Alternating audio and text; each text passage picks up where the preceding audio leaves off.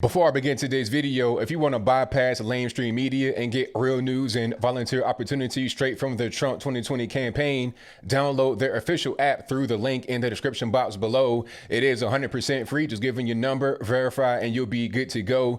Yes, this is an ad, but you only get ads straight from me that I believe in.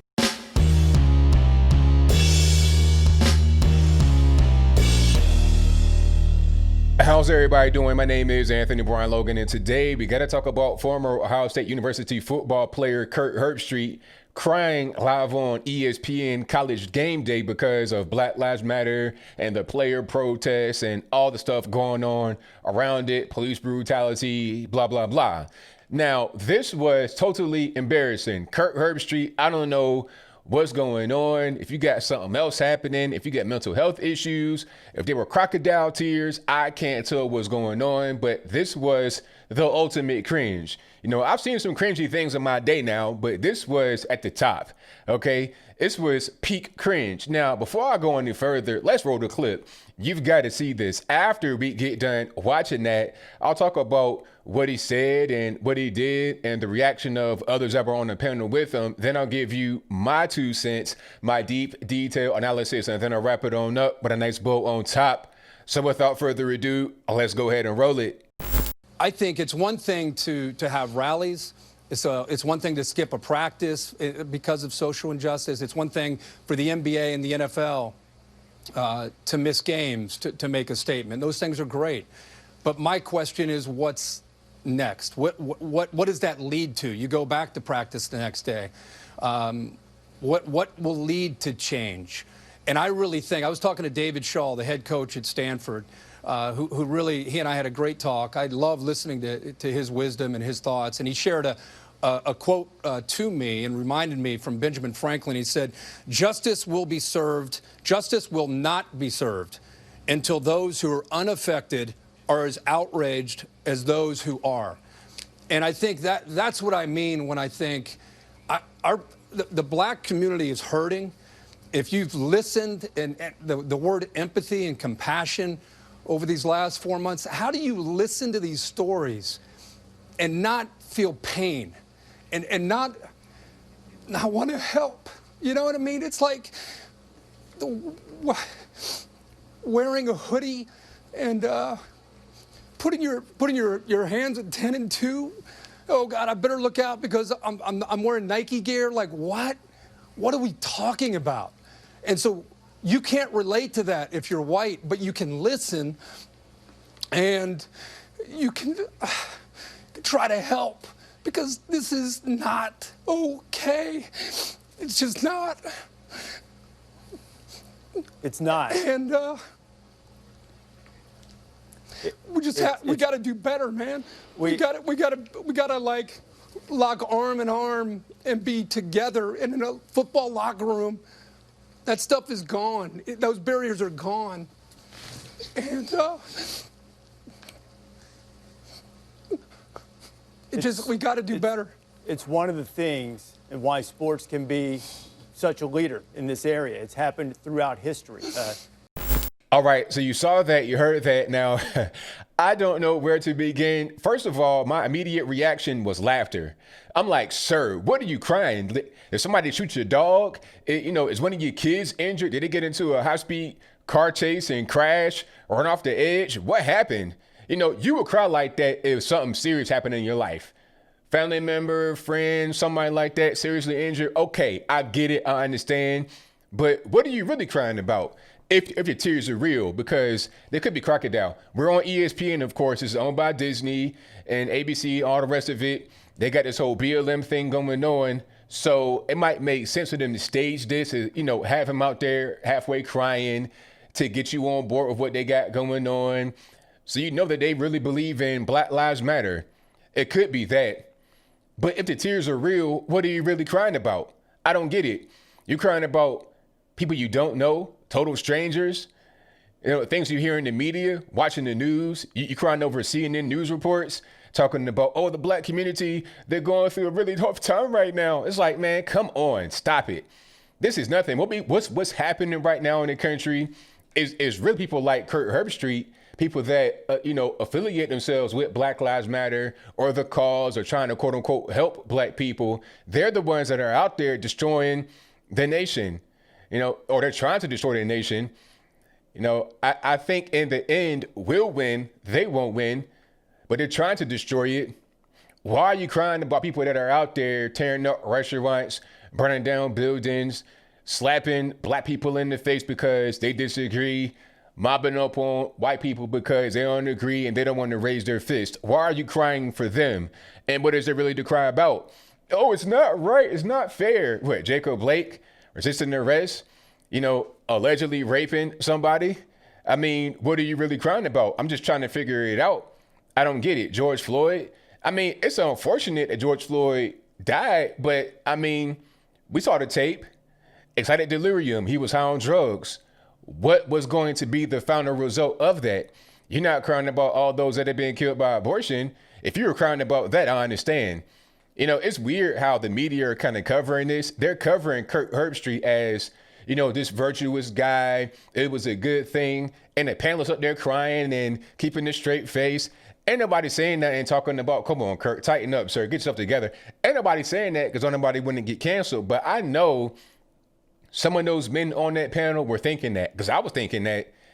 I mean, you can't be a grown man on TV crying over nothing, over spilled milk, quite literally. You're crying over guys that would not hesitate to shoot you, hurt you, to rob you. George Floyd, it's unfortunate that he died, but what did he do with that pregnant lady? Put the pistol right to a pregnant belly. So Kirk Herbstreit, why are you crying about him? I mean, let's just be real. If you do that to a pregnant lady, what's he gonna do to you and your family?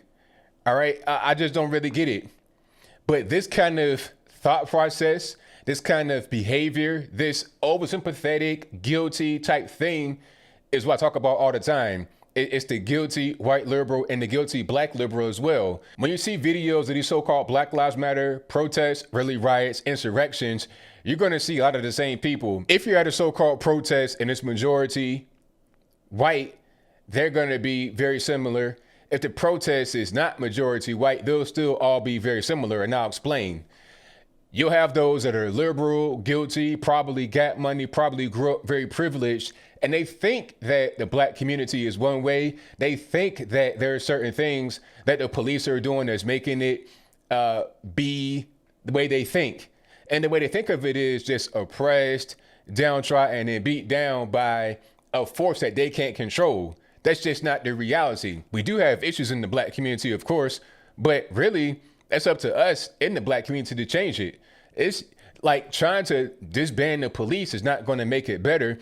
Once you go to the black community, once you go to a poor black area, they're not going to say, hey, less police would be good, unless they're a dope boy or something like that. Of course, a dope boy is going to want to have less police. If you a guy out here raping women allegedly, or carjacking, kidnapping, selling dope, you're going to want to have less police because you're able to go out here and terrorize the black community the same way you always have been without getting much kickback. And there's already a lack of prosecution in these black areas, which is why you got a lot of high crime. But I'll talk about that in just a second. The police aren't the problem. The police are part of the solution. You got to have tougher penalties in these areas. You got to have more police, more patrolling. You got to have more security, and you got to have more dads, which also brings more security. I can tell you right now what you can do to help the whole situation, get rid of that welfare state and have more security. That right there would drop crime by 50%, in my humble opinion. It'll most certainly make an impact because if you don't have 75% black kids being born to single mothers, which is a total reverse from the 80% born to two-parent married households in 1960 in the black community, if you had that fixed, along with more security, you would have much less crime in the black community and in America in general. But the white liberal and the non-white person that grew up with money, they're going to think that's not the case because they don't understand what the situation is, okay? They may have gone to college, they may go to UC, Berkeley, whatever, and think they know everything, but they don't really know much. All they know is what they've been told by their liberal leftist teachers. They've been indoctrinated. They've not been educated properly. So they're going out here Hands up, don't shoot, Black Lives Matter, we shall overcome, blah, blah, blah, tearing up stuff, tearing down stuff.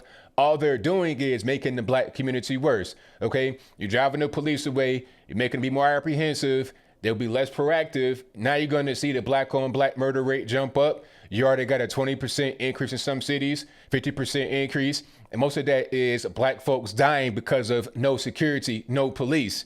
So what are you really doing, Kirk Herbstreit and everybody over at ESPN? The SJW network? This was irresponsible. And Kirk Herbstreit, you should be saying to yourself, sir, all right, get educated. Stop watching all these depressing shows on TV that are just false fiction. If you're watching the Clinton News Network, the China News Network, the Communist News Network, you're being lied to. You're being fed a bunch of garbage, okay? Get it out of your system, sir, because I don't want to see you on TV crying no more. I really don't, all right? You got to control your emotions. As I close, I want to say this. A man must be the master of his emotions, all right? Don't be on TV crying, especially not for total strangers that you don't know that aren't really going through what you think they're going through, okay? You see the black community as some kind of like animal rights issue, like a bunch of dogs that have been beat up or something. That's just not what's happening, all right? The reality is much different than what you think, Kirk Herbstreit and everybody over at ESPN. So stop, okay? Stop with the crying, stop with the helping, stop with the protests, stop with the riots, just stop. If you stop all this BLM stuff, the black community will improve.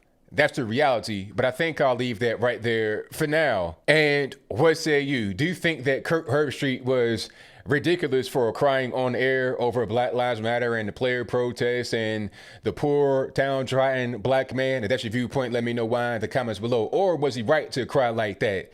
You know, because Kanye cried. Now, granted, Kanye cried over nearly aborting his daughter, but Kirk Herbstreit cried over what he thinks is happening, which is not happening, but they're equivalent and it's okay. If that's your viewpoint, let me know why in the comments below. You guys know where I'm at with it. This was cringy, embarrassing, ridiculous, big time beta energy. I don't like it at all. I don't like it, especially not on ESPN. Can I watch a college football game, NBA basketball game without all the SJW stuff inserted in it? No, I guess not. But whatever your thoughts are, please let me know in the comments below. And that's all I got to say for this video. If you like what you heard, please comment, rate, share, and subscribe. Peace.